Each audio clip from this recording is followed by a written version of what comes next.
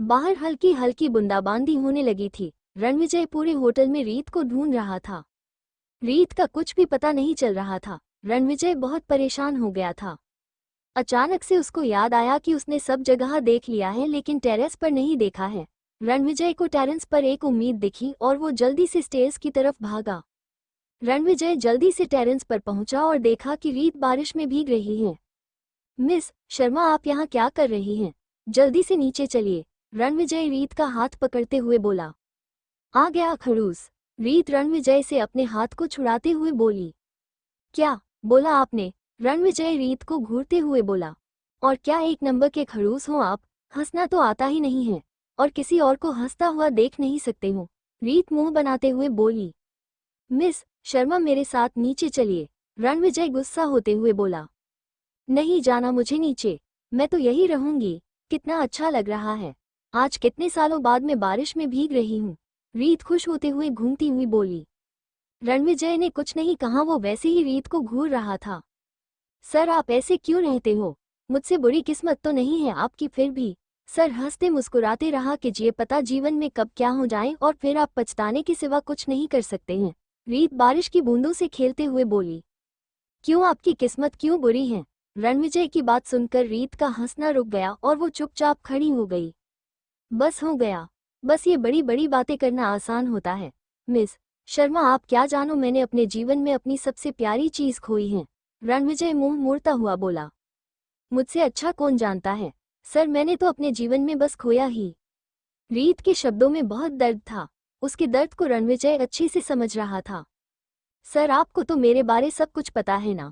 माँ बाप तो खोया ही, साथ में पति खोया, और आप मुझे बता रहे हैं कि खोना क्या होता है, रीत रोते हुए बोली। मिस शर्मा, हम ये बातें नीचे जाके भी कर सकते हैं, आप यहाँ बीमार हो जाएंगी, रणविजय अपना कोट उतारकर रीत को पहनाते हुए बोला।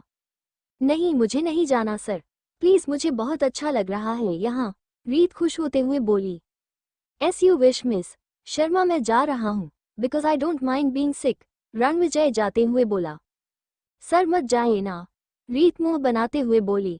No thanks, I am not interested, enjoy you only, ये बोलकर रणविजय वहां से कुछ दूर पर दरवाजे के पास खड़ा हो गया।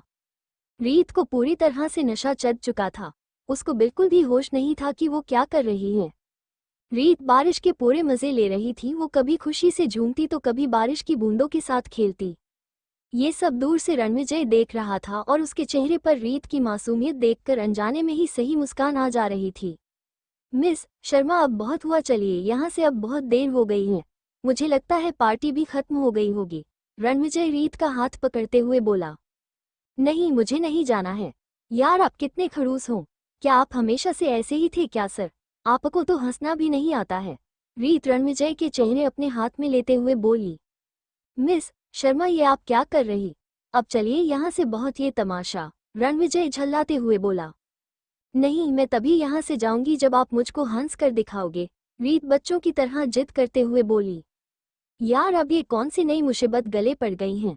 मिस शर्मा, अब आप मुझे गुस्सा दिला रही हैं। नहीं नहीं, मुझे कुछ नहीं सुनना है, आप मुझे हंस कर दिखा दो तो मैं चुपचाप आपके साथ चली जाऊंगी, रीत एक मासूम बच्चे की तरह बोली। यार, आप मानोगी नहीं ना, रणविजय अपने सर को आसमान की तरफ करते हुए बोला। रीत ने जल्दी से ना में सर हिला दिया। ओके फाइन, ये बोलकर रणविजय हंसते हुए रीत की तरफ देखने लगा।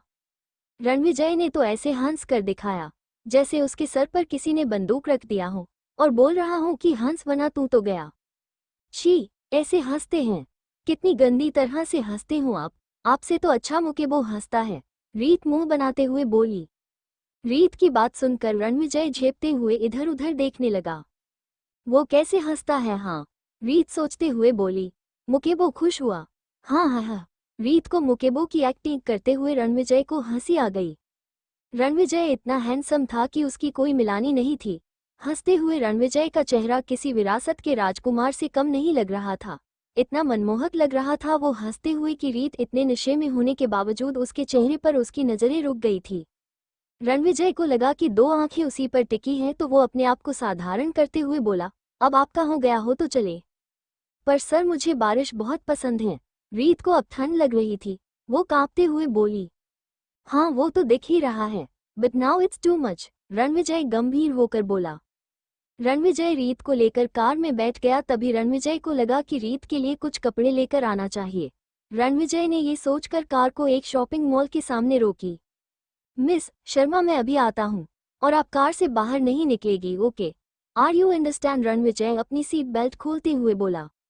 हूँ, रीत मुंह बनाते हुए बोली। कुछ देर बाद रणविजय कुछ सामान लेकर कार में आया और रीत को पकड़ा दिया।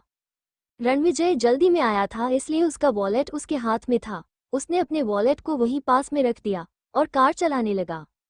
रीत एक बच्चे की तरह खुश होते हुए रणविजय का लाया हुआ सामान देख रही थी कि अचानक से उसकी नज़र रणविजय के वॉलेट पर चली गई और उसने घबराते हुए उसको उठाया। इसको आप जानते हैं सर? रीत रोती हुई आवाज में बोली। रीत की बात सुनकर रणविजय ने एक नज़र अपने वॉलेट पर डाली, जिसमें अभी भी उसने आशिया की फोटो को रखा था। रणविजय उदास होते हुए बोला। क्यों मिस शर्मा, आप जानती हैं इसको? रणविजय उत्साहित होते हुए बोला। उसको लगा कि वो शायद आशिया के बारे में कुछ बताएं। हाँ, ये मेरी दोस्त हैं। रीत एक उदास मुस्कुराहट अपने चेहरे पर लाते हुए आशिया की फोटो पर प्यार से हाथ फेरते हुए बोली। तो अब कहाँ है ये आपकी दोस्त? रणविजय बहुत उत्साहित होते हुए बोला। आपने नहीं बताया कि आप कैसे जानते हैं इसको? रीत हैरान होती हुई बोली। आप मेरी छोड़िए, आप ये बताइए कि आपकी ये दोस्त अब है कहाँ? वो सर, वो वहाँ है। हाँ, आप बताइए ना कि वो कहाँ है। क्या हुआ, आप चुप क्यों हो गई? रणविजय रीत की तरफ देखते हुए कुछ बोलने वाला था कि उसने देखा कि रीत तो सो गई थी। ड्रिंक के कारण रीत अब नशे की वजह से सो गई थी। रणविजय उदास मुस्कुराहट के साथ मन में बोला, लगता है भगवान चाहते ही नहीं है कि आशिया कि मैं तुमसे कभी मिलूं, मगर मैं इतना तो समझ गया हूं कि मिस शर्मा को आपके बारे में बहुत कुछ पता है। रानावत मेंशन? हाँ, मैं रानावत मेंशन में आ गई हूँ। अरे तुम परेशान मत हो, मुझे पता है मुझे क्या करना है। टिया किसी से फोन पर बात करते हुए बोली। हाँ, रणविजय अभी नहीं आया है, पर तुम टेंशन मत लो, मैं उसको अपने प्यार के जाल में ऐसा फंसाऊंगी कि वो सोएगा तो भी टिया बोलेगा और उठेगा बैठेगा तभी टिया बोलेगा। तुम बस इंतजार करो। मैं यहाँ जिस काम के लिए आई हूँ वो तो मैं पूरा करके ही रहूंगी, चाहे इसके लिए मुझे अपनी जान देनी ही क्यों ना पड़े। सर उठ जाइए, रीत रणविजय को उठाते हुए बोली। हाँ, क्या हुआ? रणविजय नींद से उठते हुए चौंक कर बोला। हम मुंबई आ गए हैं सर, रीत घबराते हुए रणविजय से बोली। हाँ, ठीक है। रणविजय और रीत कार में बैठ गए थे और घर के लिए निकल गए। रणविजय ने पहले रीत के फ्लैट पर कार रोकी। रीत चुपचाप कार से उतर गई और खिड़की से अंदर रणविजय की तरफ देखते हुए बोली, okay bye sir. Bye, Ranvijay बिना रीत की तरफ देखते हुए बोला और वहां से चला गया। एक बार भी पूछ नहीं सकती थी कि अब आप यहाँ तक आ गए हैं, मेरे घर होके जाइएगा, सीधे बाय सर। रणविजय मुंह बनाते हुए पूरे रास्ते बड़बड़ाते हुए बोले जा रहा था। रानावत मेंशन? माँ, पापा, दादी, कहाँ हो आप सब? रणविजय सबको ढूंढते हुए बोला। अजीब बात है, सबको पता था कि मैं आज आने वाला हूँ, फिर भी सब गायब हैं। यार ये हो क्या रहा है? ऐसे सब मुझे इग्नोर नहीं कर सकते हैं। पहले वो लड़की और अब मेरा खुद का परिवार। रणविजय अपनी ही सोच में खोया था कि अचानक से वो किसी से टकरा गया। देख कर नहीं चल सकते हो? वो लड़की जो रणविजय से टकराई थी वो गुस्सा करते हुए बोली। रणविजय ने देखा एक 25-26 साल की लड़की उसके सामने खड़ी थी। काली बड़ी पलके वाली आंखें, लंबा पर गोल शेप में चेहरा जिस पर मेकअप लगा हुआ था, छोटे कंधे तक बाल, वन पीस पहने वो लड़की रणविजय को देखी जा रही थी। हुआ यू? वो लड़की गुस्से से बोली। मेरी छोड़ो, ये बताओ कि तुम कौन हो? रणविजय उसको घूरते हुए बोला। पहले क्वेश्चन मैंने पूछा है, मैं इस घर का बेटा रणविजय सिंह रानावत। अच्छा, तुम रणविजय हो? वो लड़की धीरे से अपने कान के पीछे बाल ले जाती हुई बोली। जी, आपने सही समझ, अब आप बताने का कष्ट करेगी कि आप कौन हैं? रणविजय अकड़ कर खड़ा हुआ और अपने पॉकेट में हाथ डालते हुए बोला। मैं टिया हूँ। जहाँ तक मुझे याद है हमारे परिवार में कोई टिया नाम की लड़की नहीं है। तो तुम कौन हो? मैं आपके मॉम की फ्रेंड की डॉटर हूँ। अभी कुछ दिन पहले मैं यहाँ आई हूँ अपनी माँ के साथ। रणविजय टिया से और कुछ पूछता उससे पहले ही सिमरन भागते हुए आई और उससे गले लग गई। कैसे हो बेटा? सिमरन गले मिलते हुए बोली। ठीक हूँ माँ। फिर एक एक कर सब रणविजय से गले मिले। पहले रणधीर, फिर कुंती, सबने रणविजय को बहुत याद किया था। अरे तुम टिया से मिले बेटा? सिमरन टिया के पास आते हुए बोली। हाँ माँ, रणविजय टिया को देखते हुए बोला और इनसे मिलो, ये है टिया की माँ और मेरी दोस्त मीनाक्षी। सिमरन मीनाक्षी की तरफ देखते हुए बोली। रणविजय ने उनको नमस्ते किया और उनसे इजाजत लेकर अपने कमरे में चला गया। रणविजय के जाने के बाद रणधीर और कुंती भी अपने अपने कमरे में चले गए थे। अब बस हॉल में सिमरन, टिया और टिया की माँ मीनाक्षी बैठी हुई थी। सिमरन, तुमने रणविजय से कुछ बात नहीं की?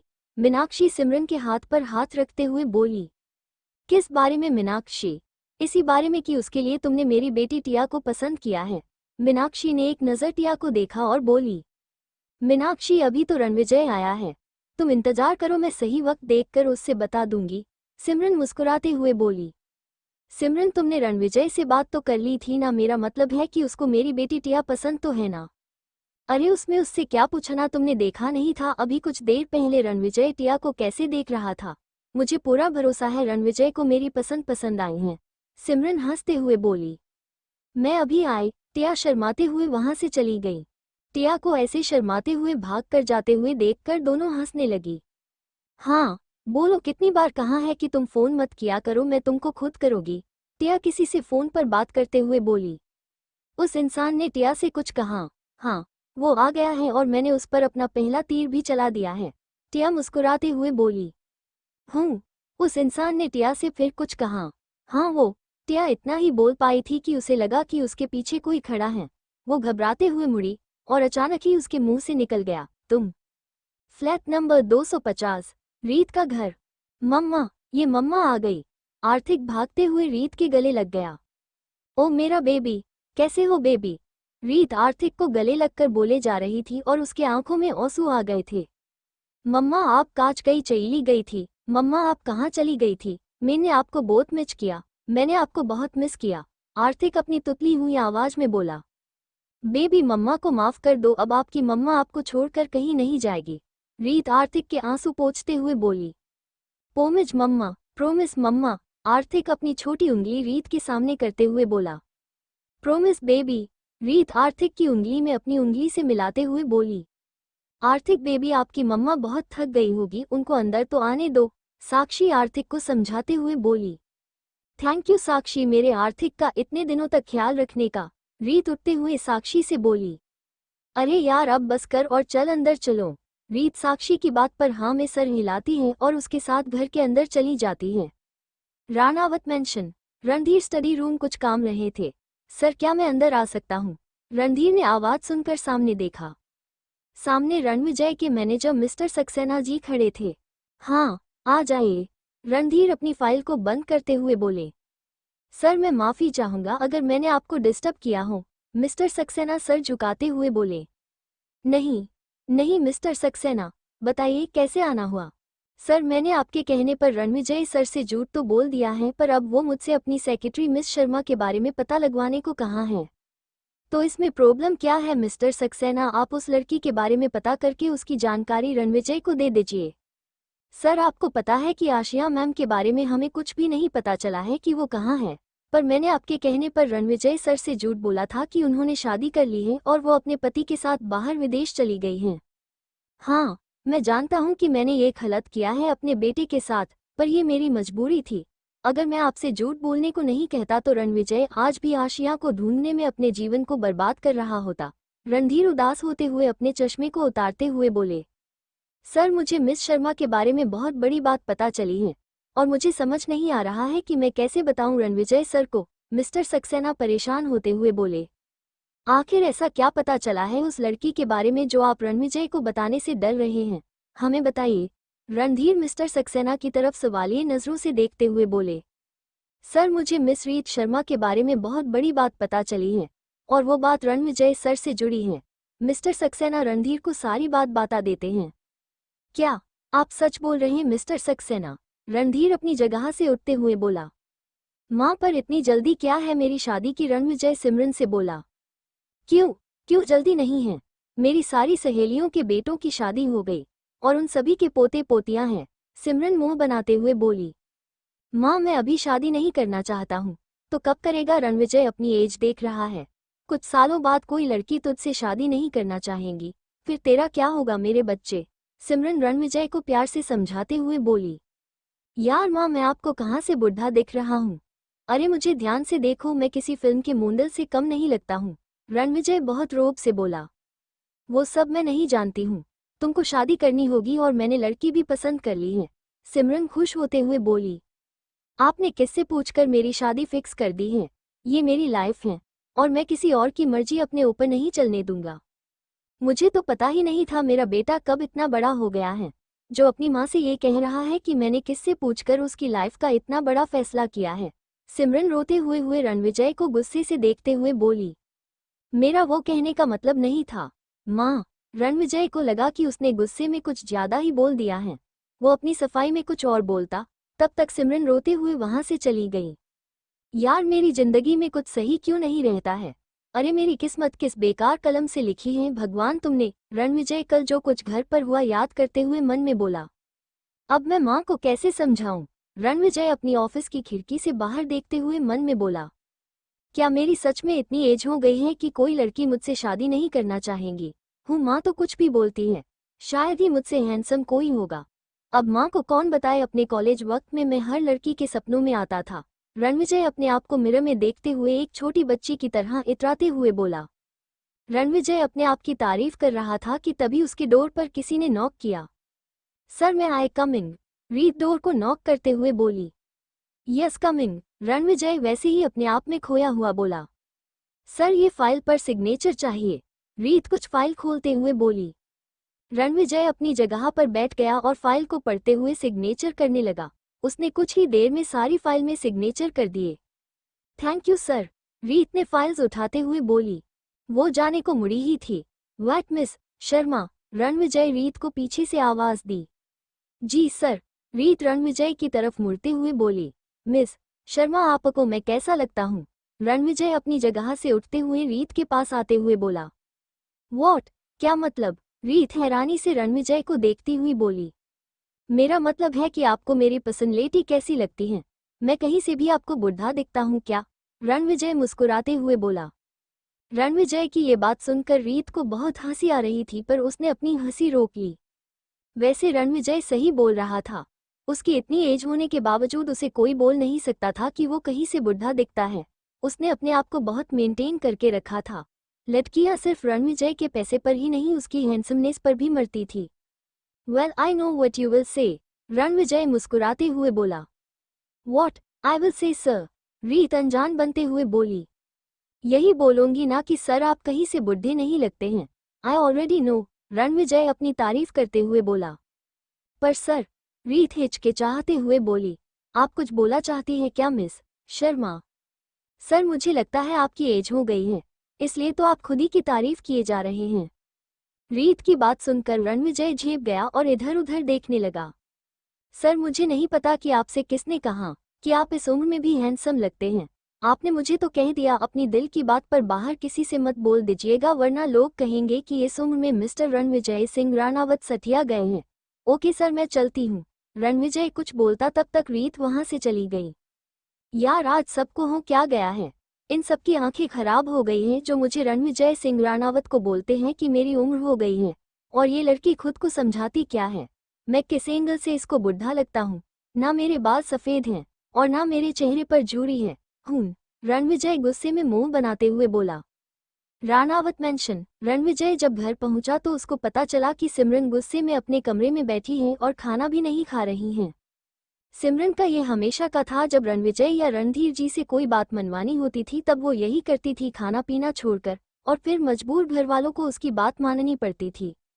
रणविजय सिमरन के कमरे गया और देखा मेज पर खाना रखा था और सिमरन बेड पर आंख बंद किए लेटी थी। क्या हुआ माँ, आपने खाना नहीं खाया? रणविजय सिमरन के पास बैठते हुए बोला। नहीं मुझे भूख नहीं है। सिमरन वैसे आंखें बंद किए ही बोली। अच्छा क्यों भूख नहीं है? जिसका बेटा अपनी माँ की बात ना माने तो उस माँ को कैसे भूख लग सकती है? माँ आप मेरा गुस्सा खाने पर मत उतारिए, ऐसे तो आप बीमार पड़ जाएंगी। हो जाने दो, तुमको क्या, आप अपने मन की करो और मैं अपने मन की करूंगी। सिमरन उठते हुए रणविजय से बोली। रुक जाए माँ। रणविजय खड़ा होते हुए बोला। मैं तैयार हूँ। क्या? सिमरन रणविजय के पास आते हुए हंसते हुए बोली। हाँ माँ, अगर आपको मेरी शादी से खुशी मिलती है और आपकी इससे तबीयत ठीक रहती है तो मैं शादी के लिए तैयार हूँ। रणविजय सिमरन के कंधों को पकड़ते हुए बोला। अच्छी बेटा, मुझे पता था। मैं अभी जाके सबको ये खुशखबरी देती हूँ और कल तुम्हारी एंगेजमेंट है। सिमरन खुशी से खिलखिलाते हुए बोली। क्या कल पर माँ, इतनी जल्दी क्या है? मुझे शादी की इतनी जल्दी नहीं है, रणविजय हैरान होते हुए बोला। तुमको नहीं है पर मुझे है। मुझे अपने बेटे को दुल्हा बनते देखना है। सिमरन खुशी से झूमती हुई वहां से चली गई और रणविजय पीछे बस उनको आवाज देता रह गया। सुबह एंगेजमेंट सिर्फ परिवार के लोगों के बीच में थी, बाहर से कोई नहीं था। टिया के घर पर सिर्फ उसकी माँ थी और रणविजय के परिवार में उसके माता पिता और दादी थी। एंगेजमेंट लास्ट वक्त पर हो रही थी, इस कारण रणविजय की बहन रिया जो बाहर पढ़ाई करती है वो आ नहीं पाएगी। रणविजय को समझ नहीं आ रहा था कि उसकी माँ को इतनी जल्दी क्यों है। रणविजय ने बिल्कुल नहीं सोचा था कि उसके जीवन का इतना बड़ा दिन ऐसे होगा। जिससे उसने प्यार किया वो उसको धोखा देकर किसी और के साथ चली गई, और जिसको वो जानता नहीं है, जिससे उसको प्यार नहीं है, वो उसके साथ एंगेजमेंट कर रहा है। बेटा, कहाँ खोए हुए हो? सिमरन रणविजय के कंधे पर हाथ रखते हुए बोली। हाँ, कहीं नहीं माँ, रणविजय होश में आते हुए बोला। तो फिर बेटा टिया को रिंग पहनाओ। सिमरन प्यार से टिया की हाथ की तरफ इशारा करते हुए बोली। रणविजय ने टिया को रिंग पहना दी। तभी सबने खुशी से तालियां बजाईं। तालियों से पूरा हॉल गूंज रहा। सिमरन आज बहुत खुश थी, पर वही रणधीर के चेहरे पर वो खुशी नहीं थी जो एक बाप को उसके बेटे के इतने बड़े दिन पर होनी चाहिए। सिमरन के कहने पर टिया ने भी रिंग रणविजय को पहना दी। जहां टिया आज आसमान में उड़ रही थी, ये सोचकर कि उसकी शादी रॉयल राजपूताना होटल के सीईओ मिस्टर रणविजय सिंह राणावत से होने वाली है, उस होटल के मालिक से जो होटल इंडिया में नंबर 1 पर हैं। वही रणविजय अपने हाथ में पहनी उस रिंग को उदास मुस्कुराहट के साथ देख रहा था। ये क्या हो रहा है भगवान मेरे साथ? मैं कैसे इस रिश्ते को निभा पाऊंगा? कैसे मैं आशिया को भूलकर उसकी जगह किसी और को दे पाऊंगा? आशिया, मैं ये दिल किसी और को नहीं दे पाऊंगा, क्योंकि ये दिल है तुम्हारा। 1 महीने बाद पंडित जी ने रणविजय और टिया की शादी के लिए 1 महीने बाद की डेट निकाली थी। जहां सिमरन इस शादी से फूले नहीं समा रही थी, वहीं रणधीर और कुंती को शादी से इतनी खुशी नहीं थी, क्योंकि वो जानते थे कि रणविजय ये शादी सिमरन की जिद में आकर मजबूरी में कर रहा है। घर में शादी की तैयारियां जोर शोरों से चल रही थी। सिमरन अपने एक लौते बेटे की शादी में कोई भी कमी नहीं रखना चाहती थी। रणविजय को इस शादी से कोई मतलब नहीं था, इसलिए वो अपने काम पर ज्यादा ध्यान देता था। वो काम में इसलिए भी बिजी रहना चाहता था कि जिससे उसे आशिया की याद ना आए। रॉयल राजपूताना होटल, रणविजय का office. Miss Sharma, where are you? Ranvijay phone पर रीत से बात करते हुए बोला। सर, मैं बस आ रही हूँ, रीत फोन के उस तरफ से बोली। ओके, रणविजय ने फोन रख दिया। कुछ देर बाद रीत आर्थिक को अपने साथ लेकर ऑफिस आई। आर्थिक बेटा, आप कुछ देर मेरा यहाँ इंतजार करो, आपकी मम्मा अभी आती है। रीत आर्थिक को चेयर पर बैठाते हुए बोली। ओके मम्मा। आर्थिक बहुत समझदार बच्चा था। वो कभी किसी चीज के लिए रीत से जिद नहीं करता था। रीत ने आज छुट्टी ली थी क्योंकि आर्थिक के स्कूल में आज पीटीएम मीटिंग थी जिसमें रीत को जाना था, इसलिए उसने रणविजय से छुट्टी की परमिशन ली थी। पर अचानक से रणविजय ने रीत को फोन करके उसे ऑफिस आने को कहा।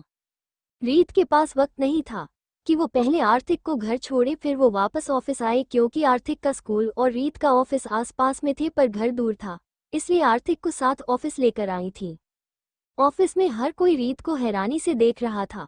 उन सबको समझ नहीं आ रहा था कि रीत ये किस बच्चे को अपने साथ लाई है, क्योंकि रीत को देखकर कहीं से नहीं लगता है कि रीत की शादी हो गई है और वो एक बच्चे की माँ भी है।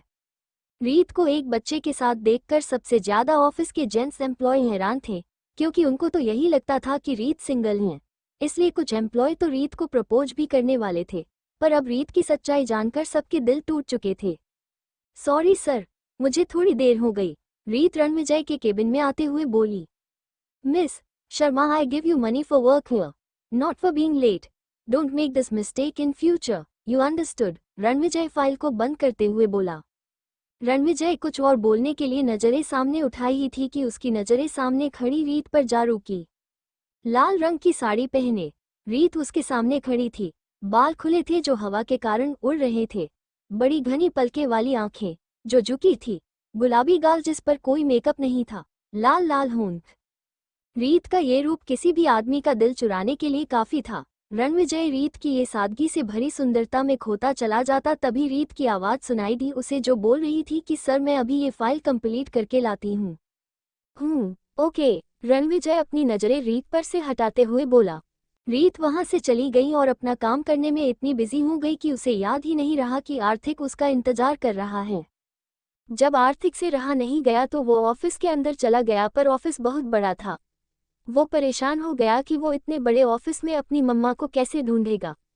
तभी आर्थिक को सामने एक केबिन दिखा। उसने सोचा शायद उसकी मम्मा यहाँ होगी। वो भागता हुआ उस केबिन के अंदर चला गया। आर्थिक ने दरवाजा खोला और अंदर दरवाजे के पास जाके खड़ा हो गया। उसने सामने देखा एक आदमी खिड़की के सामने खड़ा होकर किसी से फोन पर बात कर रहा था। ब्लैक रंग का वन पीस सूट पहने खिड़की से बाहर की तरफ देखता हुआ बात कर रहा था। आर्थिक उसका चेहरा नहीं देख पा रहा था क्योंकि वो इंसान आर्थिक की तरफ पीठ किए खड़ा था।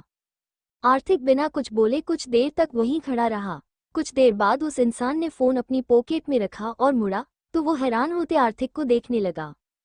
वो इंसान आर्थिक के पास गया और अपने घुटनों पर बैठते हुए आर्थिक से बहुत प्यार से बोला, आप कौन हो बेटा और यहाँ क्या कर रहे हो? मैं नाम आर्थिक है और मैं अपनी मम्मा को ढूंढ रहा हूँ जो खो गई हैं। आर्थिक मासूम सा चेहरा बनाते हुए बोला। अच्छा बेटा, आपकी मम्मा का क्या नाम है? मिस रीत शर्मा। क्या आप मिस शर्मा के बेटे हो? आर्थिक ने जोर जोर से हाँ में सर हिला दिया। जी, मैं अपनी मम्मा का बेटा हूँ। उस इंसान ने उसे अपनी गोदी में उठा लिया और सोफे पर बैठा दिया। वैसे आप कौन हैं? मैं आपकी मम्मा का बॉस रणविजय सिंह रानावत। रणविजय मुस्कुराते हुए बोला। फिर उसने पियून को बुलाया और उससे कहा कि मिस शर्मा को बुला के लाएं। तो आप ही हैं वो खड़ूस अड्डू? आर्थिक गुस्सा होते हुए बोला। What? Who said this to you? Ranvijay हैरानी से आर्थिक की तरफ देखते हुए बोला। मेरी मम्मा ने कहा, उन्होंने बताया था कि उनके जो बॉस हैं वो एक नंबर के राक्षस किस्म के हैं। जब मैं खाना नहीं खाता हूँ तो वो मुझे आपके पास भेजने की धमकी देती हैं और बोलती है कि जब उनके बॉस को गुस्सा आता है तो वो एक राक्षस बनने लगते हैं। उनकी आंखें लाल हो जाती हैं, वो बिल्कुल शैतान बन जाते हैं। आर्थिक अपने छोटे छोटे हाथों को इधर उधर घुमाते हुए बहुत प्यार से बोल रहा था। आर्थिक की बातें रणविजय को बहुत अच्छी लग रही थी। बहुत दिनों बाद रणविजय के चेहरे पर किसी को देखकर खुशी आई थी। रणविजय को आर्थिक से बातें करके ऐसा लग रहा था कि वो उस बच्चे से उसका पुराना नाता है। रणविजय को बच्चे पसंद थे। आर्थिक से कुछ ही देर में ही अपना सा रिश्ता लग रहा था। आपकी मम्मा और क्या बताती हैं मेरे बारे में? रणविजय आर्थिक को देखते हुए बोला। वैसे बोलती हैं, आप बहुत घमंडी हो, आपको बात करने की तमीज नहीं है। आपको किसी की वो क्या बोलते हैं, फीलिंग की कदर नहीं है। क्या नहीं है? रणविजय कंफ्यूज होते हुए बोला। अरे फीलिंग, वही जो दिल में होती है। यहाँ आर्थिक अपने दिल की तरफ इशारा करते हुए बोला। Oh you mean feeling? Ranvijay हंसते हुए बोला। हाँ वही। तो मिस शर्मा मेरे बारे में ये सोचती है कि मैं फीलिंग लेंस हूँ। रणविजय मन में सोचते हुए बोला। पर मुझे क्यों फर्क पड़ रहा है? मुझे इतना बुरा क्यों लग रहा है? मुझे तो आज तक किसी के सोचने या ना सोचने से कोई फर्क नहीं पड़ा है। तुम आज क्यों फर्क पड़ रहा है? रणविजय अपने ही सोच में खोया था कि तभी आर्थिक उसे हिलाते हुए बोला। कहाँ खो गए आप? आर्थिक जूस पीते हुए बोला। कहीं नहीं, बस यही सोच रहा था कि मैं कितना बुरा हूँ। हाँ आप बहुत बुरे हैं। आपने मुझे मेरी मम्मा से 1 वीक तक दूर रखा। आर्थिक गुस्सा में मुंह बनाते हुए बोला। सॉरी बच्चे, मुझे नहीं पता था कि मिस शर्मा का इतना प्यार बच्चा है, वरना मैं उनको लेकर नहीं जाता। रणविजय आर्थिक के चेहरे पर हाथ रखते हुए बोला। रणविजय और आर्थिक बातें कर ही रहे थे कि रीत केबिन में आ गई और आर्थिक को रणविजय के साथ देखकर हैरान हो गई। आर्थिक ने जब रीत को देखा तो खुशी से उछलता हुआ रीत से जा लिपटा। बेबी आप यहाँ क्या कर रहे हो? रीत हैरानी से आर्थिक के सर पर हाथ फेरती हुई बोली। मैंने आपको वहीं बैठने को कहा था ना। सॉरी मम्मा, मैंने बहुत देर तक आपका वहाँ वेट किया, पर जब आई नहीं तो मैं आपको ढूंढता हुआ यहाँ आ गया। आर्थिक रीत से दूर होता हुआ बोला। ओके कोई बात नहीं, अच्छा जाओ बाहर मेरा इंतजार करो, मैं अभी आती हूँ। रीत आर्थिक के गाल पर हाथ रखते हुए बोली। आर्थिक ने हाँ में सर हिला दिया और रणविजय को बाय किया और बाहर की तरफ भाग गया। रीत और रणविजय दोनों आर्थिक को जाते हुए देखकर मुस्कुरा रहे थे। रीत रणविजय की तरफ मुड़ी और उसको फाइल देते हुए बोली। सर फाइल में जो भी गलत था मैंने सही कर दिया है। रणविजय फाइल को खोलते हुए देखने लगा। वैसे मिस शर्मा, मैं किस एंगल से आपको राक्षस या शैतान दिखता हूँ? रणविजय वैसे फाइल को पढ़ते हुए बोला। क्या सर? रीत हैरानी से अपनी आंखें बड़ी करते हुए बोली।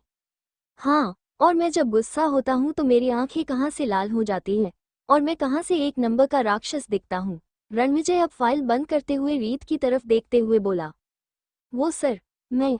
रीत को अब समय नहीं आ रहा था कि अब वो क्या बोले। हाँ, मिस शर्मा बोलिए। सर, मुझे लगता है मेरा काम खत्म हो गया है तो मुझे अब चलना चाहिए। Okay sir, bye. रीत घबराती हुई ये सब बोलकर वहां से भाग गई। अरे मिस शर्मा, मेरी बात का जवाब तो देते जाइए। रणविजय रीत को ऐसे भागते हुए देखकर हंसते हुए बोला। रणविजय को आर्थिक की बातें, उसका मस्ती, उसकी बातें सब याद आ रही थी। कितना प्यारा बच्चा है, वैसे जैसे मैं बचपन था वैसे मिस शर्मा के बेटे का चेहरा मिलता है। और उसकी नाक तो बिल्कुल आशिया जैसी है, हल्की लंबी पर मोटी। पर ऐसे कैसे हो सकता है। रणविजय हैरान था कि ये सिर्फ एक इत्तेफाक है या कुछ और ही है। लगभग 2 हफ्ते बीत गए थे और आर्थिक कभी कभी रीत से जिद करके उसके साथ ऑफिस आ जाता था। वैसे तो आर्थिक ऐसा लड़का था जो जल्दी किसी से दोस्ती नहीं करता था, ना ही जल्दी बात करता था, पर रणविजय से उसकी दोस्ती कुछ ही वक्त में बहुत गहरी हो गई थी। आर्थिक को रणविजय का साथ अच्छा लगता था, उसके साथ उसे अपने वाली फीलिंग आती थी। वहीं रणविजय का भी यही हाल था। उसको आर्थिक से कुछ अलग सा जुड़ाव महसूस होता था, पर रीत को आर्थिक का रणविजय के साथ इतना घुलना मिलना अच्छा नहीं लग रहा था। पर वो कुछ बोल नहीं सकती थी क्योंकि वो जानती है कि वो चाहे जितनी कोशिश कर ले लेकिन आर्थिक की जिंदगी में पिता की कमी को वो कभी पूरा नहीं कर सकती हैं। उसको बस यही डर था कि आर्थिक रणविजय से इतना ना जुड़ जाए जिससे उसके दिल में जो पिता की जो ख्वाहिश है उसमें वो रणविजय को देखने लगे। अगर ऐसा हो गया तो फिर रीत क्या करेगी। यस सर, रीत रणविजय के सामने खड़े होते हुए बोली। मिस शर्मा, आपको तो पता ही होगा बहुत जल्द मेरी शादी होने वाली है। रणविजय खिड़की से बाहर देखते हुए बोला। जी सर, मुझे मालूम है। So you must also know that when is my marriage. I know this sir. Miss Sharma, मैं कुछ दिन बाद से ऑफिस नहीं आ पाऊंगा, इसकी वजह आप अच्छे से जानती हैं, क्योंकि कुछ दिन बाद से ही शादी की सारी रस्में शुरू हो जाएगी। इस कारण मुझे घर से बाहर जाने नहीं दिया जाएगा, इसलिए हमें घर से ही सारा काम करना होगा। रणविजय रीत की तरफ देखते हुए बोला। यस, मैं समझ गई। रीत इतना कहकर वहां से चली गई। रानावत मैंशन में शादी की तैयारियां शुरू हो गई थी। अब कुछ दिन रह गए थे रणविजय और टिया की शादी के। रुकिए, कहाँ जा रहे हैं। सिमरन रणविजय के सामने आते हुए बोली। What do you mean where am I going माँ? एफकाज ऑफिस ही जाऊंगा ना। रणविजय अपने कंधों को उचकाते हुए बोला। नहीं, आप शादी से पहले घर से नहीं निकल सकते हो। सिमरन ना में सर हिलाते हुए बोली। पर माँ, शादी को अभी 1 हफ्ता है, पहले से मैं घर पर क्या करूंगा। रणविजय परेशान होते हुए बोला। वो सब मैं नहीं जानती हूँ। आप घर से बाहर नहीं जा सकते मतलब नहीं जा सकते हैं, बस मैंने बोल दिया। सिमरन इतना बोलकर वहां से चली गई। सिमरन की जिद के कारण रणविजय को घर पर ही रुकना पड़ा। Hello miss Sharma, Ranvijay phone पर रीत से बात करते हुए बोला। जी सर। मिस शर्मा, आप वो खन्ना की प्रोजेक्ट वाली सारी फाइल लेकर मेरे घर आ जाएं। रणविजय ने ये बोलकर फोन रख दिया। कुछ देर बाद रीत रानावत मैंशन के गेट पर खड़ी थी। रीत ने देखा कि घर का दरवाजा खुला है। वो घबराती हुई लिविंग एरिया में पहुंची। वो इधर उधर देख ही रही थी, पूरा लिविंग एरिया खाली था। रीत ने चारों तरफ हैरानी से देखा। पूरा हॉल फूलों की लड़ी से सजा हुआ था। रीत को ना घर का कोई मेंबर दिख रहा था, ना ही कोई नौकर। Who do you want to meet? Reet के पीछे से किसी की आवाज आई। रीत ने हैरानी से पलट कर देखा। एक लड़की उसके सामने बड़े स्टाइल से खड़ी थी। उसने ब्लैक कलर की 1 पीस ड्रेस पहनी हुई थी, चेहरे पर बहुत सारा मेकअप लगाए हुए। वो रीत को ऊपर से नीचे तक देख रही थी। That I am the secretary of Ranvijay sir. Sir asked me to bring some files. Reet मुस्कुराते हुए बोली। ओह अच्छा, ठीक है, चलिए मैं आपको रणविजय के पास ले चलती हूँ। रीत उस लड़की के पीछे पीछे चलने लगी। वैसे आपको पहले तो कभी यहाँ नहीं देखा। रीत उस लड़की को देखते हुए बोली। आई एम रणविजय's फियोंसी टिया। टिया अपने बालों को पीछे करते हुए बोली। रीत टिया को ऊपर से नीचे तक देख रही थी। टिया किसी हीरोइन से कम नहीं लगती थी। इस बात का कोई शंक नहीं था कि टिया बहुत ही सुंदर थी। उसने जो कुछ भी पहना था वो किसी ना किसी फेमस डिजाइनर्स की ड्रेस या ज्वेलरी थी। टिया को देखकर पता लग रहा था कि वो एक रिच फैमिली से बिलोंग करती थी। This is Ranvijay's study room. You wait here, I will call Ranvijay and bring him. Tia मुस्कुराते हुए रीत की तरफ देखते हुए बोली और फिर वहां से चली गई। रीत अंदर गई तो उसकी आंखें फटी की फटी रह गई। चारों तरफ सिर्फ बुक्स ही बुक्स थी। सर को देखकर लगता नहीं था कि उनको बुक्स इतनी पसंद हैं। रीत हैरानी से चारों तरफ घूमते हुए बड़बड़ाई, रणविजय बेबी आप अंदर हो? टिया डोर नॉक करते हुए बोली। हाँ आ जाओ, रणविजय ने अंदर से आवाज दी। रणविजय बेबी, आपकी सेक्रेटरी आए हैं, टिया रणविजय के पास खड़े होते हुए बोली। ओके, रणविजय फोन चलाते हुए बोला। रणविजय बेबी क्या आप हमेशा फोन में लगे रहते हो? मेरी तरफ भी ध्यान दे दिया करो, आखिर हमारी शादी होने वाली है, टिया रणविजय के पास आते हुए बोली। टिया शादी होने वाली है हुई नहीं है तो अभी थोड़ी दूरी पर रहना ठीक होगा हमारा, रणविजय टिया से दूर होते हुए बोला। रणविजय जानता था कि उसको अब पूरी लाइफ टिया के साथ रहना है, इसलिए वो टिया के साथ खुश रखने की कोशिश करता था, क्योंकि कहीं ना कहीं वो जानता था कि जो भी उसके साथ हुआ है उसमें टिया की क्या गलती है। आखिर उसके लिए और उसके परिवार के लिए टिया अपने मम्मी पापा अपना परिवार छोड़कर आ रही है। और एक बहुत बड़ी बात यह भी है कि अगर उसने टिया को खुश नहीं रखा तो सबसे ज्यादा दुख उसकी माँ सिमरन को लगेगा, इसलिए वो पूरी कोशिश कर रहा है टिया के साथ खुश रहने का और उसको समझने का। Ranvijay baby are you angry with me? Tia मासूम सा चेहरा बनाते हुए बोली। No, why did I get angry with you? Ranvijay उसकी तरफ देखते हुए बोला। तो आप मुझसे दूर क्यों भागते हैं? टिया मैं आपसे दूर नहीं भाग रहा हूँ, बस आप मुझे समझने की कोशिश करो, मुझे कुछ वक्त चाहिए, रणविजय प्यार से टिया का हाथ पकड़ते हुए बोला। ओके दिया आपको वक्त, लेकिन बस शादी तक, टिया मुंह बनाते हुए बोली। Okay and thank you. वैसे आपने मिस शर्मा को कहाँ बैठारा है? वो मैंने उनको आपके स्टडी रूम वेट करने को कहा था, टिया मुस्कुराते हुए बोली। ओके, मैं आपसे बाद में मिलता हूँ, अभी मिस शर्मा मेरा वेट कर रही होगी तो मुझे जाना होगा, रणविजय ये बोलकर वहां से चला गया। तुमको जितना वक्त लेना है रणविजय ले लो, पर मैं तुमको अपना बना कर ही रहूंगी, ये मेरा खुद से ही प्रोमिस है, टिया अपने हाथों को एक दूसरे से मुड़ते हुए शातिर मुस्कान चेहरे पर लाते हुए बोली। टिया अपने ही ख्यालों में खोई हुई थी कि तभी उसके फोन पर किसी का कॉल आने लगा। टिया ने अपने फोन की स्क्रीन पर उस इंसान का नाम देखा तो उसके चेहरे पर मुस्कान आ गई। हेलो, कैसे हो? टिया मुस्कुराते हुए बोली। फोन के उस तरफ से उस इंसान ने कुछ कहा, हाँ काम हो रहा, अब थोड़ा वेट करो। फिर उस तरफ से कुछ कहा गया, क्या क्या बकवास बंद करो समझे तुम, टिया गुस्से में बोली। उस तरफ से कुछ कहा गया, अरे तुम क्यों परेशान हो रहे हो, हम अपनी मंजिल के बहुत करीब हैं, समझे तुम, टिया मुस्कुराते हुए बोली।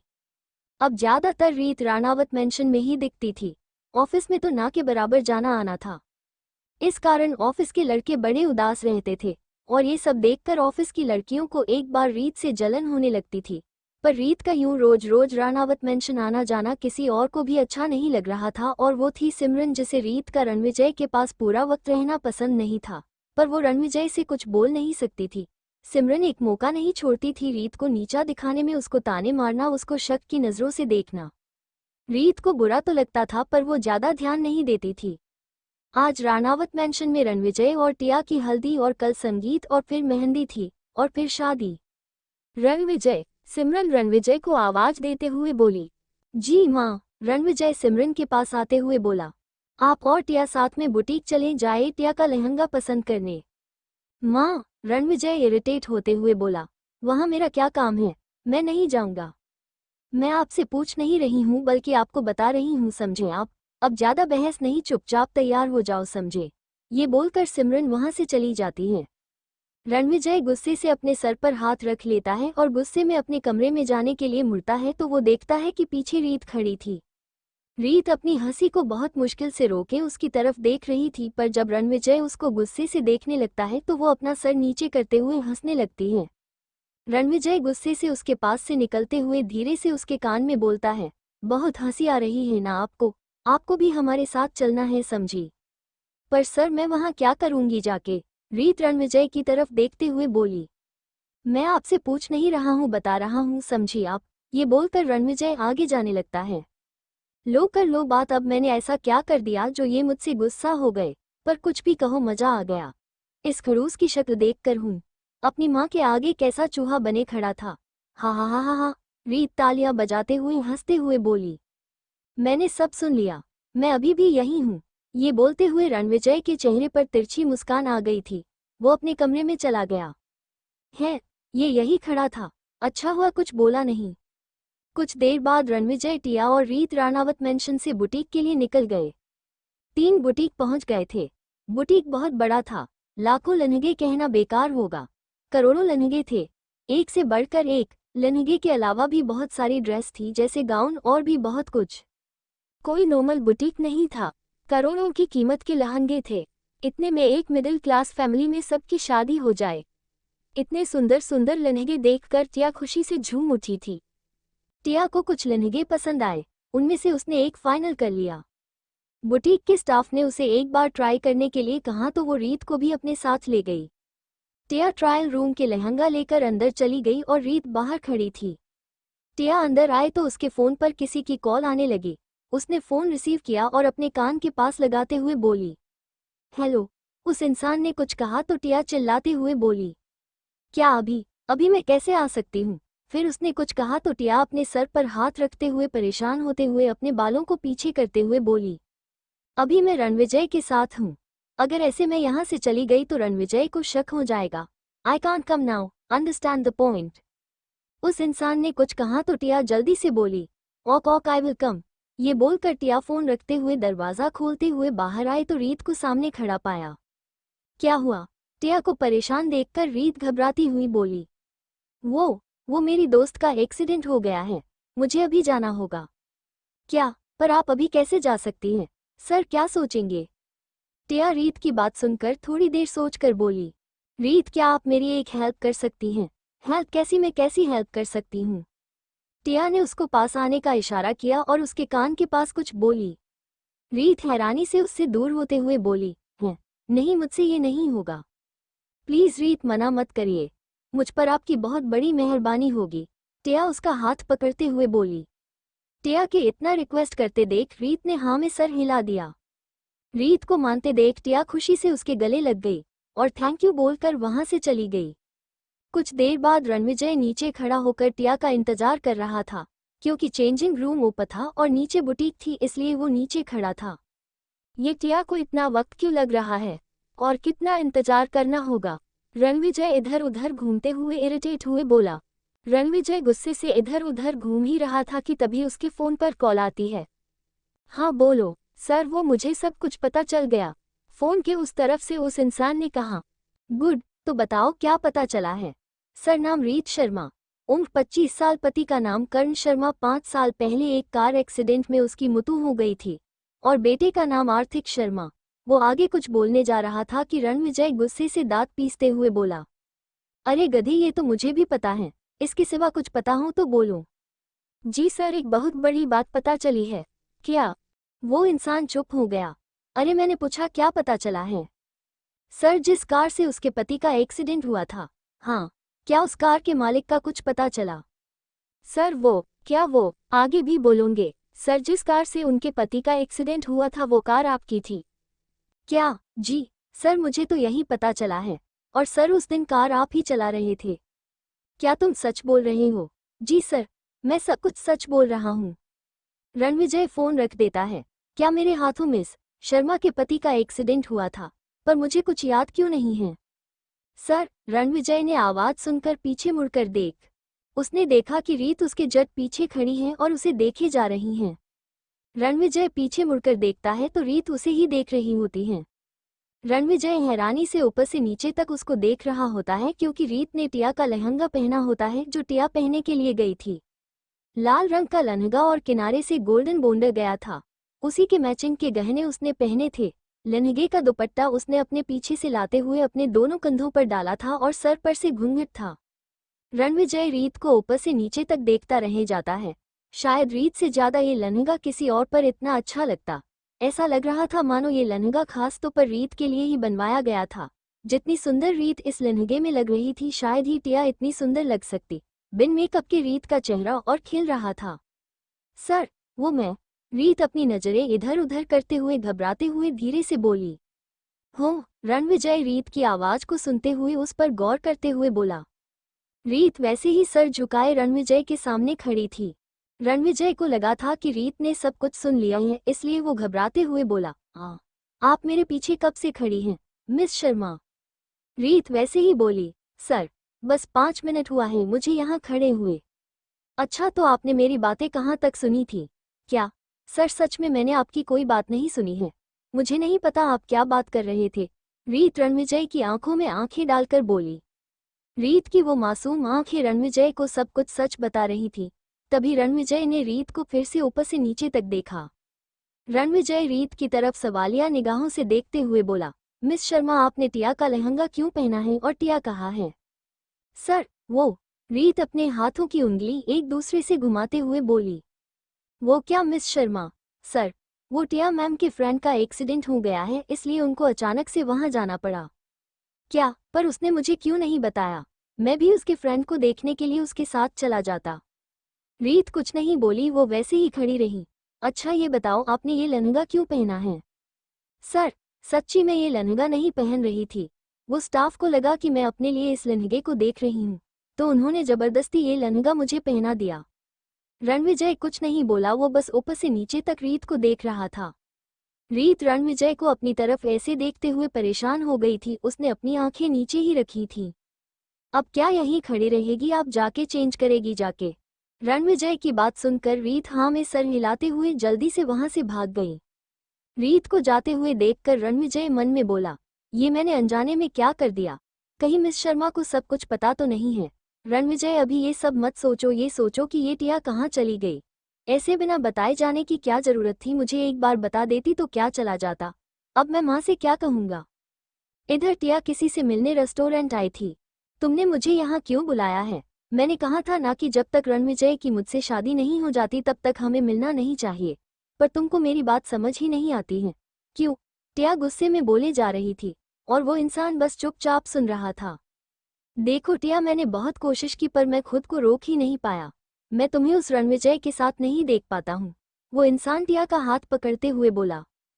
तभी टिया को लगा जैसे उन दोनों को कोई देख रहा है। वो उस तरफ देखने लगी जहां से वो इंसान उन्हें देख रहा था, पर टिया को वहां कोई नहीं दिखता है। टिया घबराते हुए बोली, मुझे अभी यहाँ से चलना चाहिए। मुझे यहाँ कुछ सही नहीं लग रहा है। टिया उठते हुए बोली। टिया कुछ देर और रुक जाओ प्लीज, वो उसका हाथ पकड़ते हुए बोला। देखो मेरी बात को समझो, मुझे लगता है हम दोनों को किसी ने साथ में देख लिया है और ये हमारे लिए अच्छा नहीं है, इसलिए मुझे जाना होगा। ये बोलकर टिया वहां से चली जाती है। रानावत मैंशन। रणविजय गुस्से में घर के अंदर आता है तो सिमरन हैरानी से पूछती है कि वो अकेला ही आया है, टिया कहाँ पर है? रणविजय उनके किसी भी सवाल का जवाब दिए बिना ही अपने कमरे की तरफ चला जाता है। रणविजय का ये बर्ताव सिमरन को बहुत अजीब लगता है। वो रणविजय के इस बर्ताव के पीछे का कारण सोच ही रही थी कि बाहर से अंदर आती हुई रीत उनको दिख जाती है। मिस शर्मा, सिमरन रीत को रोकते हुए बोली। जी मैम। ये रणविजय इतना गुस्से में क्यों है और ये टिया कहाँ है? वो, मैम, रीत को समझ नहीं आ रहा था कि वो क्या बोले। मिस शर्मा आप साफ साफ बोलिए, हुआ क्या है? रीत डरते हुए सिमरन को सारी बातें बता देती है। क्या? पर टिया को बताकर जाना चाहिए था, और आप वहाँ क्या कर रही थी? सिमरन रीत पर गुस्सा करते हुए बोली। मैम, मैंने टिया मैम से कहा था कि वो सर को बता दे, पर उन्होंने कहा कि उनके पास रणविजय को बताने का वक्त नहीं है, और ये बोलकर चली गई कि मैं उनके बदले रणविजय से माफ़ी मांग लूँ। बस कीजिए, अपनी गलती छुपाने की कोई ज़रूरत नहीं है। सिमरन रीत पर अपना गुस्सा उतार रही थी कि वहाँ पर कुंती आ जाती है। वो सिमरन को रीत पर ऐसे गुस्सा करते देखकर बोलती है, क्या बात हो गई बहू जो तुम इस पर इतना गुस्सा कर रही हो? सिमरन कुंती को सारी बातें बता देती है तो कुंती उनको शांत करते हुए रीत को वहां से जाने को बोलती हैं। मम्मी जी, आपने क्यों इसको जाने दिया? बस करो बहू, इसमें इस बच्ची की क्या गलती है जब टिया ही वहां से चली गई। वैसे गलती टिया की भी नहीं है, उसके दोस्त का एक्सीडेंट हो गया था इसलिए उसे वहां से जाना पड़ा। इतनी सी बात का बड़ा बतंगड़ बनाने की क्या जरूरत है? सही बोल रही हैं मम्मी जी आप। शाम को टिया जब सिंघानिया पैलेस वापस आए तो उससे किसी ने कुछ नहीं कहा। वो चुपचाप अपने कमरे में चली गई। टिया अपने कमरे में किसी से बात कर ही रही थी कि तभी किसी ने उसके कमरे का दरवाज़ा नोक करता है। टिया फोन पर बोलती है, मैं तुमसे बाद में बात करती हूँ। ये बोलकर वो फोन कट कर देती है। फोन रखते टिया बोलती है, अंदर आ जाओ। वो इंसान अंदर आता है तो टिया देखती है कि वो इंसान और कोई नहीं रीत थी। रीत, आप यहाँ कुछ काम था क्या? टिया रीत की तरफ देखते हुए मुस्कुराते हुए बोली। वो मुझे जाना था कि आपका दोस्त कैसा है। रीत अंदर आते हुए बोली। दोस्त? कौन दोस्त? टिया रीत की बात को समझने की कोशिश करते हुए बोली। जी, वो दोस्त जिसका आज एक्सीडेंट हुआ था और आप जिससे मिलने के लिए सुबह जल्दी निकल गई थी। हाँ, दोस्त। हाँ ठीक है, अब ठीक है वो। टिया अपनी बात को संभालते हुए बोली। अच्छा, अच्छी बात है फिर। ये बोलकर रीत वहां से जाने लगती है। रीत को जाता देख टिया को सांस में सांस आती है। मैम, एक और बात पूछनी थी। रीत दरवाजे के पास तक गई थी कि वो टिया की तरफ मुड़ते हुए बोली। हाँ, पूछो। वो आप आज रेस्टोरेंट में किसके साथ थी? रीत के मुंह से ये बात सुनकर टिया के जैसे पैरों तले जमीन खिसक गई। वो घबराते हुए बोली। मैं। टिया को इतना परेशान होते हुए देखकर रीत हंसते हुए बोली। अरे मैम, आप तो ऐसे घबरा रही हैं जैसे आपकी कोई चोरी पकड़ी गई हो। मैंने आपको एक रेस्टोरेंट में देखा था, पर आपके साथ वाले इंसान को नहीं देख पाई थी। अच्छा, पर आप वहाँ क्या कर रही थी? रीत। टिया रीत की बात सुनकर ये तो समझ गई थी कि वो ये नहीं जानती है कि वो किसके साथ बैठी थी। उसने बस उसको ही देखा था। मैम, मैं रणविजय सर के लिए वहाँ कुछ लेने गई थी तो मैंने आपको वहाँ पर किसी के साथ देखा, पर मैं उस इंसान की शक्ल नहीं देख पाई थी। अच्छा, वो मैं अपनी एक फ्रेंड के साथ वहाँ गई थी। मैंने आपको बताया था ना कि मेरी दोस्त का एक्सीडेंट हो गया था। हम दोनों उससे मिलने के बाद रेस्टोरेंट चले गए थे। टिया साफ साफ झूठ बोल रही थी। अच्छा, ठीक है मैम, अब मैं चलती हूँ। ये बोलकर रीत वहाँ से चली जाती है। इधर रणविजय ये जानकर परेशान था कि रीत के पति का एक्सीडेंट उससे हुआ था, पर उसके इतना सोचने के बाद भी उसको कुछ याद क्यों नहीं आ रहा था। रणविजय इन सब बातों को सोच रहा था कि तभी उसको याद आता है कि 3 साल पहले उसका एक एक्सीडेंट हुआ था और उस एक्सीडेंट के कारण वो कुछ दिनों तक कोमा में चला गया था। और जब उसको होश आया तो वो एक्सीडेंट वाली बात भूल गया था कि कैसे और कब वो एक्सीडेंट हुआ था। हाँ, शायद रीत के पति की कार से ही मेरी कार का एक्सीडेंट हुआ होगा। पर जब मैंने आदित्य से इस बारे में पूछा था कि क्या मेरी कार से किसी की मौत या एक्सीडेंट तो नहीं हुआ, तो उसने मुझसे झूठ क्यों बोला था। रणविजय यही सब सोच में इतना परेशान हो गया था कि वो टिया वाली बात ही भूल गया था। दूसरा दिन, आज राणावत मेंशन में रणविजय और टिया की हल्दी थी, इसलिए सुबह से आज पूरे घर में रौनक लगी हुई थी। रीत जब राणावत मेंशन आए तो पूरे घर को दुल्हन की तरह सजा देख हैरान थी। घर बहुत सुंदर लग रहा था। रीत को ऐसे पूरे घर को निहारते हुए देख सिमरन उसके पास आकर बोली, ऐसे क्या देख रही हैं आप? हाँ, कभी देखा नहीं होगा, अमीर घरों की शादी तो ऐसे हैरानी से देखना तो बनता है। सिमरन की ऐसी बातें सुनकर रीत को बहुत बुरा लग। वो सर झुकाए सिमरन की बातें सुन रही थी कि तभी वहां पर कुंती जी आ गई और सिमरन को ऐसे रीत को सुनाते देखकर उन्हें बहुत बुरा लगा। आप यहाँ हैं? वहाँ आपको सब ढूंढ रहे हैं, जाइए देखी जाके। कुंती जी बहाना बनाकर सिमरन को वहां से भेज देती हैं। आप सिमरन की बातों का बुरा मत माना बेटा, वो ऊपर से कठोर है पर दिल की बुरी नहीं है। दादी जी उसके कंधे पर हाथ रखते हुए बोली। नहीं दादी जी, मुझे सिमरन मैम की किसी भी बात का बुरा नहीं लगा है। मैं जानती हूँ वो बहुत अच्छी है। रीत मुस्कुराते हुए दादी जी से बोली। खुश रहो बेटा। दादी जी रीत के सर पर प्यार से हाथ सहलाते हुए मुस्कुराते हुए बोली और फिर वहां से चली जाती हैं। रीत भी सबकी काम में मदद कराने लगती है। कुछ देर बाद सब मेहमान आने लगते हैं। रीत घर के कामों में घर के नौकरों की मदद कर रही थी। तभी सिमरन ने रीत को अपने पास बुलाया और कहा कि वो जाके टिया को बुला लाए, और वो खुद रणविजय को बुलाने चली जाती है। रीत हाँ में सर हिलाकर वहां से चली जाती है। रीत टिया के कमरे को नोक करती हुए बोलती हैं, टिया मैम, हल्की की रस्म के लिए सब आपको नीचे बुला रहे हैं। रीत के बोलने के बाद भी टिया दरवाजा नहीं खोलती है तो वो फिर उसे आवाज देती है। दूसरी बार आवाज देने पर टिया दरवाजा खोल देती है। रीत कमरे के अंदर जाती है और टिया को ऊपर से नीचे तक देखती है। टिया आज बहुत सुंदर लग रही थी, उसने पीले रंग की शिफरोन की साड़ी पहने होती है। मैम, आज तो आप बहुत सुंदर लग रही हैं, रीत मुस्कुराते हुए बोली। थैंक यू, टिया शर्माते हुए बोली। रीत टिया से बात कर रही होती है कि तभी उसे लगता है कि उन दोनों के अलावा भी उस कमरे में और कोई भी है। मैम, क्या मुझसे पहले कोई कमरे में आया था? रीत कमरे के चारों तरफ देखते हुए बोली। रीत की बात सुनकर टिया घबराते हुए बोली, नहीं। क्यों, क्या हुआ? नहीं मैम, कुछ नहीं, मुझे ऐसा क्यों लग रहा है जैसे हमारे सिवा भी इस कमरे में कोई और भी है। रीत की ऐसी बात सुनकर टिया घबरा जाती है और वो जल्दी से रीत से बोलती है, ये तुम्हारा रहम है रीत, अच्छा अब चलो वरना मम्मी जी गुस्सा हो जाएगी। रीत सिमरन के गुस्से को याद करते हुए बोली, हाँ मैम चलिए। वो दोनों कमरे से चली जाती हैं। उन दोनों के कमरे से जाने के बाद कोई इंसान पर्दे के पीछे से निकलता है और चुपके से टिया के कमरे से निकल जाता है।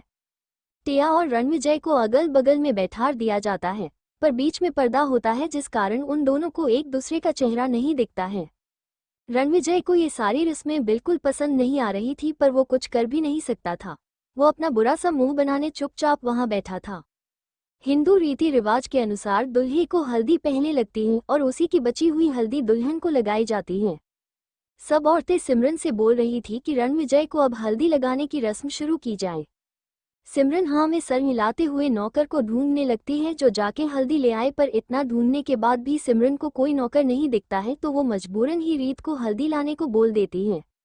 जहां राणावत मैंशन में हल्दी का प्रोग्राम चल रहा था, वही मैंशन के बाहर बहुत सारी मीडिया आई हुई थी, क्योंकि राणावत परिवार का नाम मुंबई के बड़े बड़े बिजनेसमैन में लिया जाता था।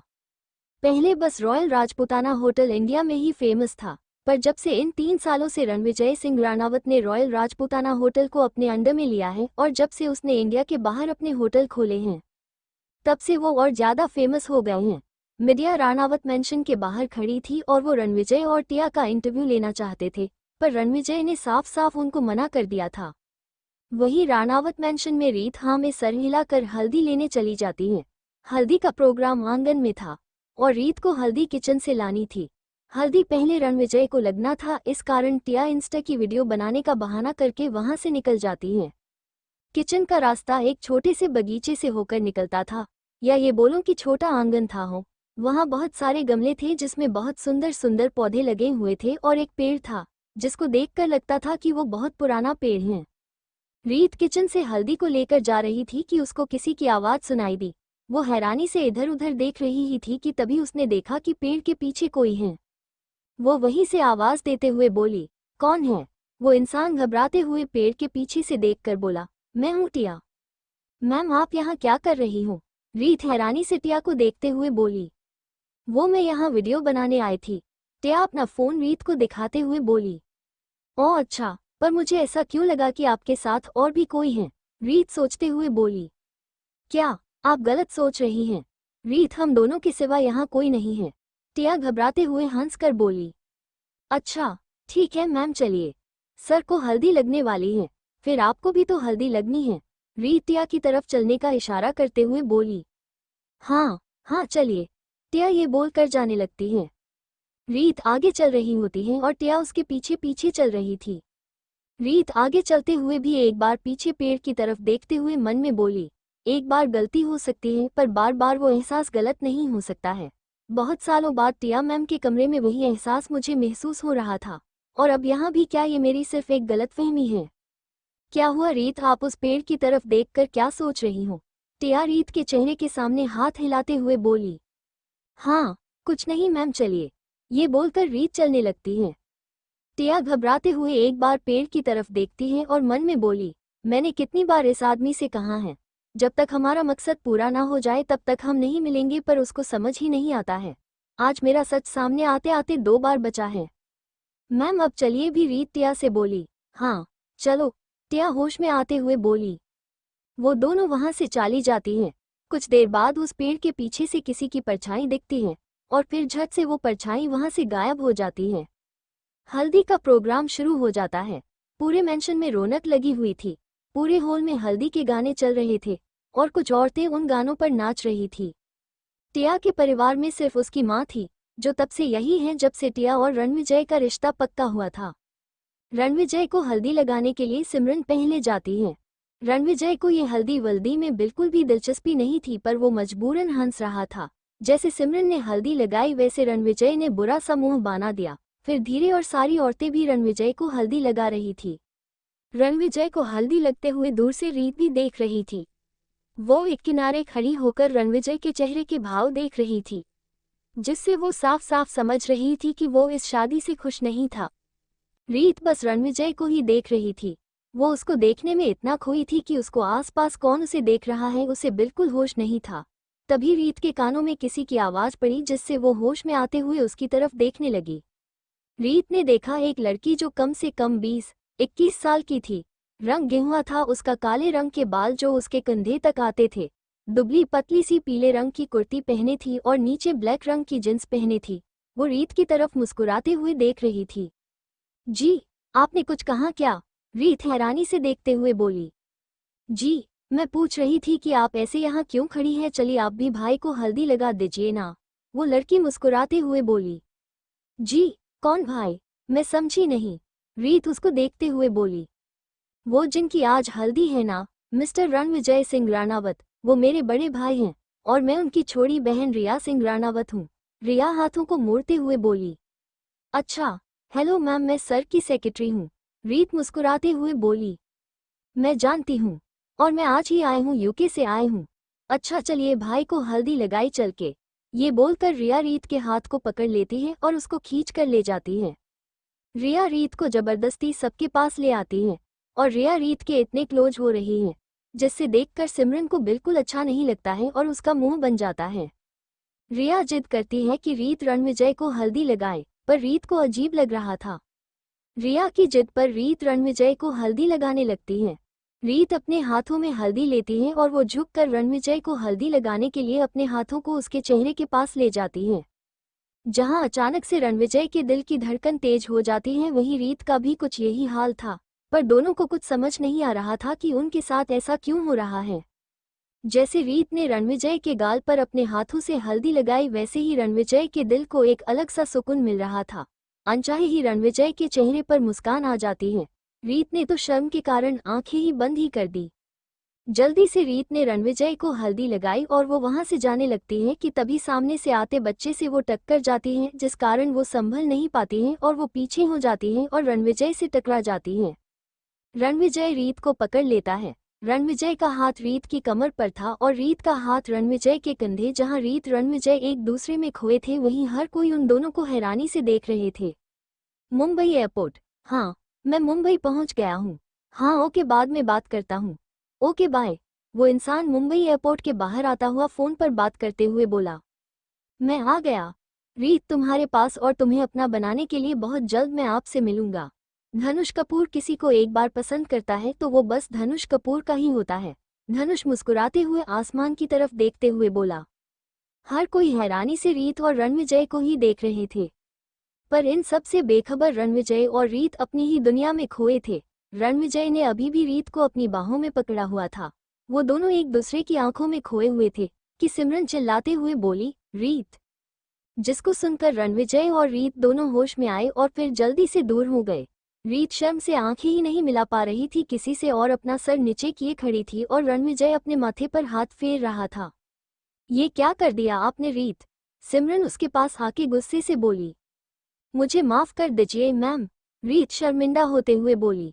सिमरन ने एक नज़र उन सब की तरफ डाली जो उस वक्त वहां खड़े थे। वो सब एक दूसरे कुछ ना कुछ उनकी तरफ देखते हुए बात कर रहे थे। सिमरन ने रीत को ऊपर से नीचे तक देखा। रीत के गाल और हाथ पर रणविजय के नाम की हल्दी लगी हुई थी, जिसे देखकर सिमरन को बहुत गुस्सा आ रहा था। वो कुछ रीत से बोलती उससे पहले एक औरत सिमरन के पास आकर बोली, अरे सिमरन जी, ये लड़की कौन है? फिर वो रीत को ऊपर से नीचे तक देखकर हैरानी से बोली, ये क्या अपशागुन हो गया सिमरन जी? अरे दुल्हे की हल्दी तो दुल्हन को लगती है, पर यहाँ तो रणविजय की हल्दी तो इस लड़की को लग गई। वहां खड़ी और औरतें भी रीत को अजीब नजरों से देख रही थी और उसको देखकर बातें कर रही थी। सिमरन को समझ नहीं आ रहा था कि वो अब क्या बोले। रणविजय को ये सब बिल्कुल अच्छा नहीं लग रहा था। रीत को सब ऐसे देख रही थी जैसे उसने बहुत बड़ा जुल्म कर दिया हो। रणविजय ने देखा रीत के आंखों में आंसू आ गए थे। रीत के आंखों में आंसू देखकर जैसे उसके दिल में दर्द हो रहा हो, उससे बर्दाश्त नहीं हो रहा था। रणविजय रीत से कुछ बोलने जा ही रहा था कि रीत वहां से जल्दी से रोते हुए वहां से भाग गई। रीत का ऐसे रोते हुए वहां से जाना रणविजय को बहुत बुरा लगा। अब उससे रहा नहीं गया तो वो चिल्लाते हुए बोला, बस कीजिए आप सब। एक अनजाने में हुए हादसे को इतना बड़ा बवाल बनाने की कोई जरूरत नहीं है। और ये क्या अपशागुन लगा कर रखा है? आप सबको किसी का दर्द नहीं दिखता है क्या? क्या कुछ नहीं बोल दिया उस लड़की को? बल्कि उसकी तो कोई गलती नहीं थी। आप सबने देखा था ना कि गलती से ये सब हुआ है, पर नहीं, मौका चाहिए आप सबको किसी को नीचा दिखाने के लिए। ये बोलकर रणविजय गुस्से में वहां से चला गया। ये कैसे बात कर आपका बेटा हम सबसे? सिमरन जी, एक औरत सिमरन से बोली। मैं आप सबसे रणविजय की तरफ से माफी मांगती हूँ। असल में वो लड़की रणविजय की सेक्रेटरी हैं। सिमरन जी, अपने बेटे को संभाल के रखिए, कहीं ये लड़की रणविजय को आपसे छीन ना ले। देखा नहीं कैसे उसकी साइड ले रहा था। अरे ऐसा कुछ नहीं है, अगर उस लड़की की जगह कोई और लड़की भी होती ना तो भी वो ऐसा ही करता।